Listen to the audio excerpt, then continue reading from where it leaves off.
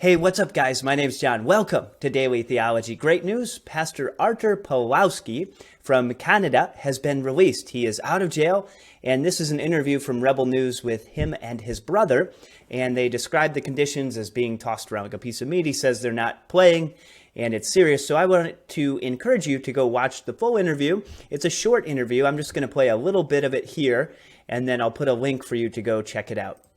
About abuse of power, about harassment, intimidation, medical tyranny, because that's what we are witnessing right now. It's a hybrid between fascism and communism. It's something totally new. Medical tyranny that uses the armed forces of the government and the political power. We were political prisoners for 53 hours. I mean, I'll never imagine that I would be living again in a country where pastors, out of all the villains on the planet, pastors will be arrested in the middle of the highway, not for planning terrorist attack, not for looking to hurt people, but because we opened the church and we were singing songs and praying for people. I mean, so he's right. This is insanity. If you can't see it, you need to think and pray deeply, because this is not just happenstance. I'm going to do another video right after this about another pastor in Canada who has it worse. He's got like $900,000 of legal fines potentially against him, up to 9 years in prison. His church has been fined, like, I think he said $50 million.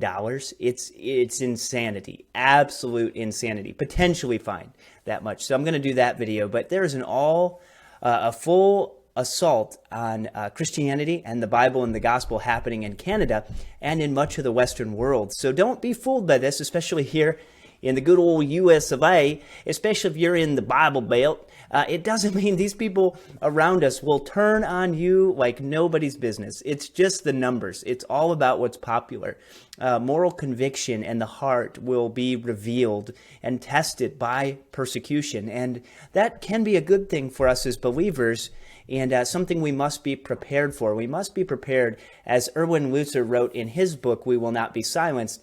We must be prepared to lay down our lives for the gospel, not in violence, not in physical opposition, but when people oppose us, you have to understand this is a spiritual, eternal battle, and Jesus Christ is the one we need to look to. He's the founder and perfecter of our faith. We need to be encouraged by people that are bold, by pastors that are bold, but we need to look to the example of Christ, who was meek and lowly. He was the perfect, spotless Lamb of God. He lived the perfect, sinless life.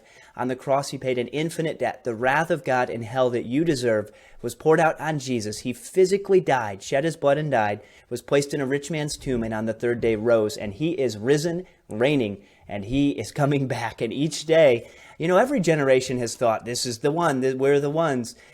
Sooner or later, somebody's going to be right, and we're certainly getting closer day by day. That I do know. We get closer to his return day by day, or us going to him day by day in death, or him coming to us in triumphal return.